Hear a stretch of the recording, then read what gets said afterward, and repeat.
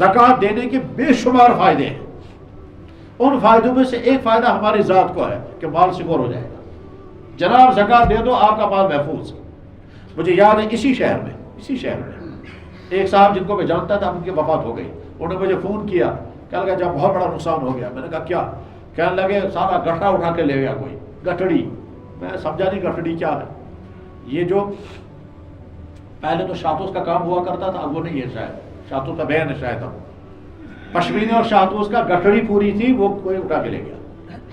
तो लाखों रुपए का माल उसमें गठड़ी में होगा, तो लाखों का माल शातूस का और पश्मीने का रहा होगा, वो उठा के कोई ले गया। कहता है बहुत बड़ा नुकसान हो गया।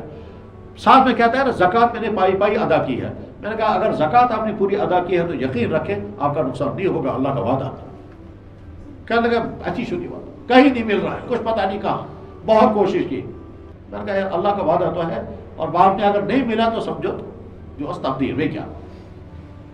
2 दिन के बाद फोन करता है, अस्सलाम वालेकुम। वालेकुम अस्सलाम। दमन माल मिल गया। मैंने कहा कैसे मिल गया?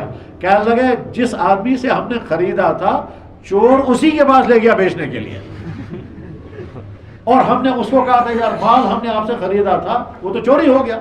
वो भी परेशान था। ठीक है, वो चोर जो हमसे लेकर के गया, उसने कहा इसका खरीदार, इसके डीलिंग करने वाला फलाना है, और तो कोई खरीदेगा ही नहीं है। उसी बात जो ही माल पहुंचा, उसने माल जब्त किया, इनको फोन किया, ए मुबारक माल से वो इसी शहर में। ज़कात अदा करो, अपना माल महफूज हो जाएगा।